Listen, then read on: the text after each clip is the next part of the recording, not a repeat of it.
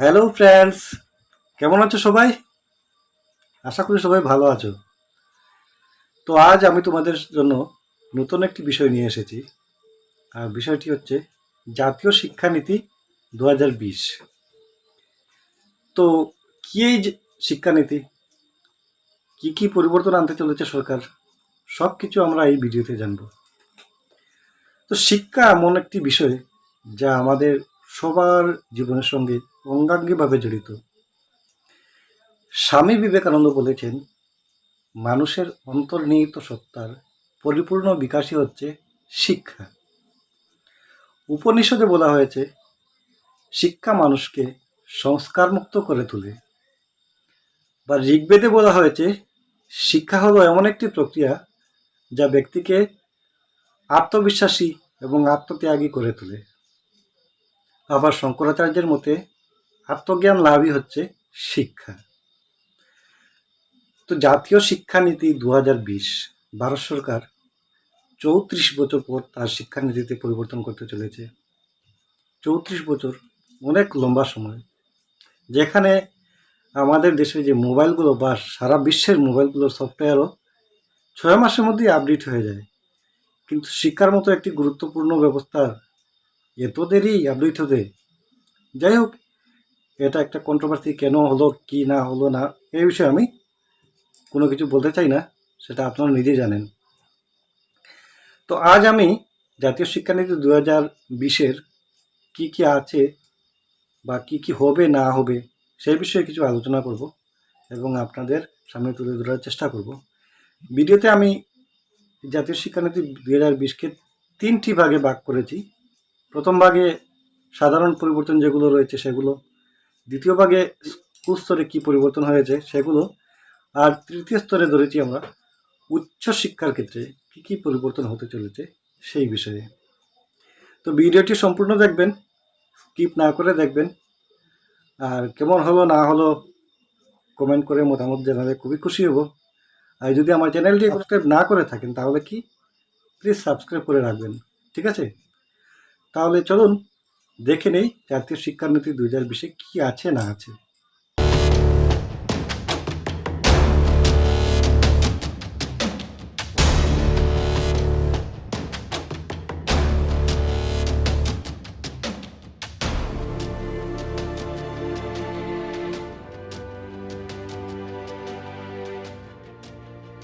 সাধারণ পরিবর্তন। কেন্দ্রীয় মানব সম্পদ উন্নয়ন মন্ত্রণালয়ের নাম পরিবর্তন করে নতুন নাম রাখা হলো শিক্ষা মন্ত্রক। জিডিপির 6% খরচ করা হবে শিক্ষা খাতে, বর্তমানে যাহা 1.7%। 6 থেকে 14 বছরের পরিবর্তে 3 থেকে 18 বছরের বাচ্চাদের আরটিইর আওতায় আনা হবে। শুধু প্রাথমিক শিক্ষা নয়, 18 বছর বয়স পর্যন্ত শিক্ষার অধিকার, মেয়েদের শিক্ষার ক্ষেত্রে বিশেষ গুরুত্ব দেওয়া হবে। শিক্ষার জন্য নতুন রেগুলেটরি বডি রাষ্ট্রীয় শিক্ষা আয়োগ বা ন্যাশনাল এডুকেশন কমিশন গঠন করা হবে, যার প্রধান থাকবেন প্রধানমন্ত্রী।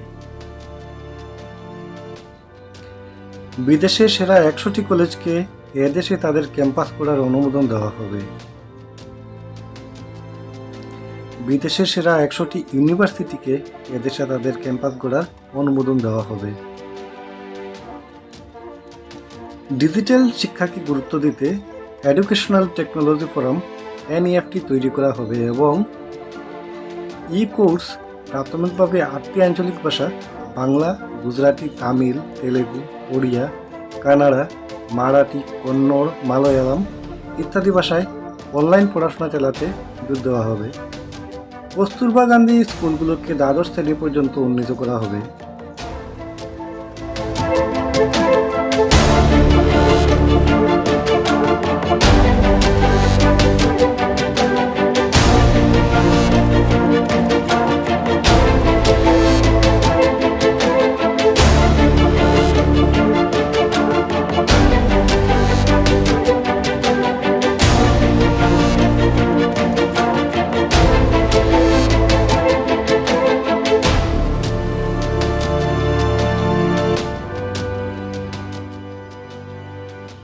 স্কুলগুলোকে 10+2 এর পরিবর্তে 5+3 3+3+4 ফরম্যাটে সাজানো হবে।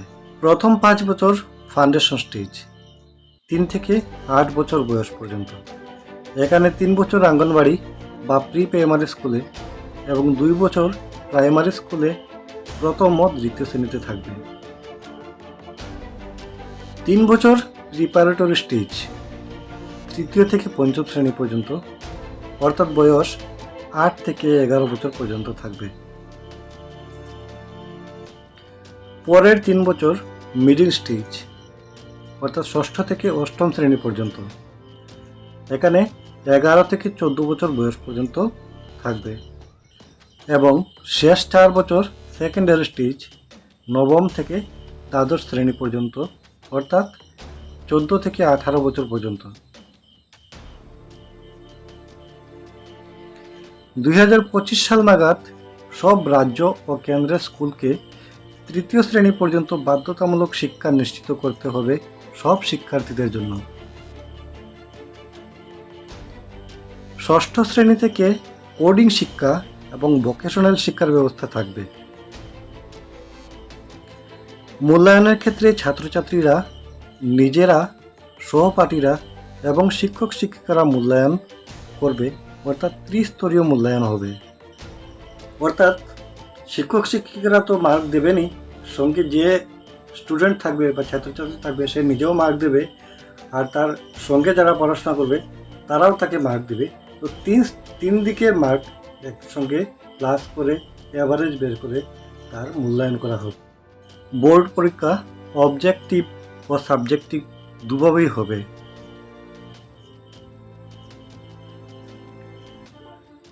আলাদা করে সায়েন্স, আর্টস, কমার্স থাকছে না। কেউ ফিজিক্স নিয়ে পড়াশোনার সাথে সাথে আর্টস নিয়েও পড়াশোনা করতে পারবে, অর্থাৎ অন্য কোনো আর্টসের কোনো সাবজেক্ট নিয়ে পড়াশোনা করতে পারবে। অর্থাৎ আগে যেভাবে আর্টস, সায়েন্স, কমার্স এগুলোর আলাদা আলাদা কোর্স ছিল, আর্টসের স্টুডেন্টরা সায়েন্সের কোনো সাবজেক্ট নিতে পারতো না, সায়েন্সের স্টুডেন্টরা কমার্সের সাবজেক্ট নিতে পারবে না। তো এবার এই সমস্ত থাকবে না। মনে করো কেউ যদি আর্টসের একটি সাবজেক্ট পড়ছে, আর্টস নিয়ে পড়ছে, তো সে যদি মনে করে ফিজিক্স, বায়োলজি এগুলো যদি পড়তে ইচ্ছা করে তাহলে পড়তে পারবে। বা কমার্সের কেউ পড়ছে, তারা আর্টসের কোনো সাবজেক্ট পড়তে চাইছে, তারা পড়তে পারবে। এভাবে ষষ্ঠ শ্রেণী থেকে শুরু হয়ে যাবে বৃত্তিমূলক পড়াশোনা। 2025 সালের মধ্যে ন্যূনতম 50% স্কুল ও উচ্চশিক্ষার ছাত্রছাত্রীদের বৃত্তিমূলক প্রশিক্ষণের লক্ষ্যমাত্রা নির্ধারণ করা হয়েছে। 12 ক্লাস পর্যন্ত বৃত্তিমূলক বিষয়ে ইন্টার্নশিপ করার সুযোগ দেওয়া হবে, তাও আবার ছুটির দিন সহ।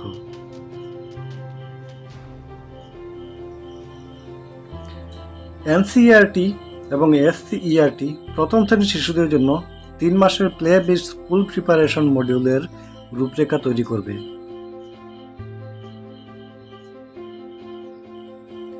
ন্যূনতম 5ম শ্রেণী পর্যন্ত মাতৃভাষা বা স্থানীয় ভাষাতে শিক্ষা গ্রহণ করতেই হবে। 8ম বা তার উপরে যতদূর সম্ভব সুযোগ পাবে ততদূর পর্যন্ত এই ভাষাতেই তা করা যেতে পারে। শিক্ষার লক্ষ্য শুধু জ্ঞান বৃদ্ধি নয়, চরিত্র গঠন ও অলরাউন্ড ডেভেলপমেন্টও। সেজন্য সিলেবাসের বহর কমিয়ে critical thinking and more holistic development, inquiry based, discovery based, discussion based and analysis based লার্নিংয়ের জায়গায় বেশি জোর দেওয়া হবে। গিফটেড স্টুডেন্টদের দিকে বিশেষ নজর দেওয়া হবে।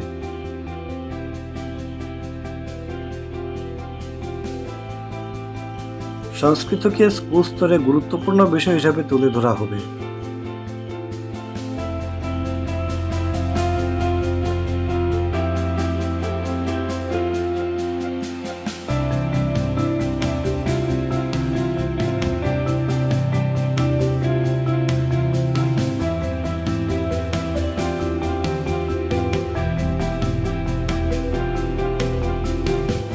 এবার আসছি উচ্চশিক্ষায়। 2040 সাল নাগাদ সব উচ্চশিক্ষা প্রতিষ্ঠানগুলিকে মাল্টিডিসিপ্লিনারি করতে হবে এবং ন্যূনতম ছাত্রছাত্রীর সংখ্যা 3000 করতে হবে। 2030 সাল নাগাদ প্রতি জেলায় অন্ততপক্ষে একটি করে মাল্টিডিসিপ্লিনারি শিক্ষা প্রতিষ্ঠান গড়ে তুলতে হবে। আইআইটি সহ বিভিন্ন ইঞ্জিনিয়ারিং শিক্ষা প্রতিষ্ঠানও মাল্টিডিসিপ্লিনারি হয়ে উঠবে। 2018 সালের যে গ্রোস এনরোলমেন্ট রেশিও 26.3 ছিল, তা 2025 সালে 50% এবং 2030 সালে 100%-এ নিয়ে যাওয়ার লক্ষ্য রাখা হয়েছে। মূল্যায়নের গ্রেড অনুযায়ী শিক্ষা প্রতিষ্ঠানগুলোকে স্বায়ত্ত শাসন দেওয়া হবে।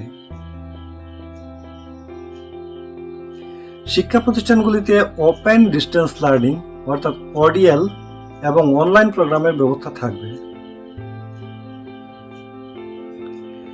Deemed to be university, affiliating technical university, unitary university ইত্যাদি শুধুমাত্র ইউনিভার্সিটি হিসেবে মর্যাদা পাবে।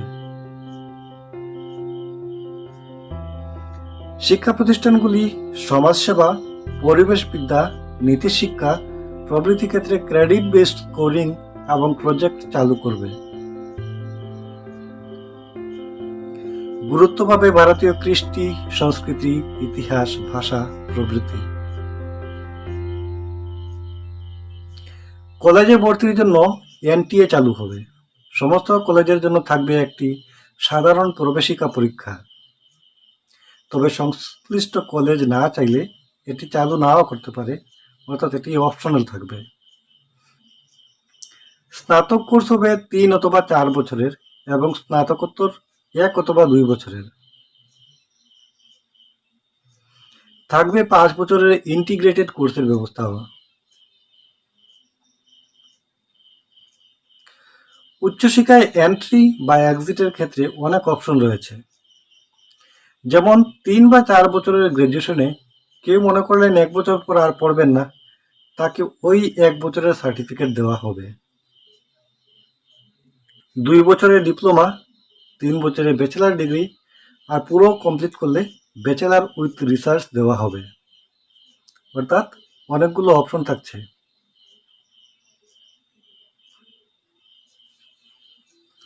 এমফিল কোর্স উঠিয়ে দেওয়া হয়েছে, এটি আর থাকবে না। শিক্ষা প্রতিষ্ঠানে ইকো ক্লাব, স্পোর্টস ক্লাব, সংস্কৃতি ও কলা কেন্দ্র সহ স্ট্রেস ফ্রি শিক্ষার ব্যবস্থা থাকবে। সব উচ্চশিক্ষা প্রতিষ্ঠানকে এক ছাতার তলায় আনতে higher education commission of India গঠন করা হবে, যার আওতায় থাকবে national higher education regulatory council, national accreditation council, higher education grant council, general education council ইত্যাদি প্রতিষ্ঠানগুলো। শিক্ষা প্রতিষ্ঠানগুলি হবে নট ফর প্রফিট অর্গানাইজেশন। শিক্ষার ক্ষেত্রে প্রযুক্তিকে কিভাবে ট্রান্সলেশন ও ইন্টারপ্রিটেশন করা যায় সেই হেতু Indian institute of translation and interpretation গড়ে তোলা হবে।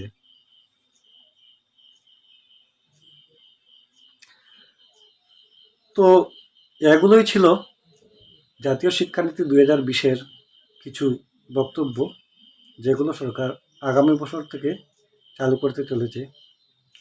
তো আশা করি ভিডিওটি আপনাদের ভালোই লেগেছে। যদি ভালো লেগে থাকে তাহলে লাইক করবেন, শেয়ার করবেন এবং আমার চ্যানেলটি যদি এখনও সাবস্ক্রাইব না করে থাকেন তাহলে প্লিজ সাবস্ক্রাইব করে নেন, ঠিক আছে? তো সবাই ভালো থাকুন, সুস্থ থাকুন। ভিডিও শেষ করছি। নমস্কার।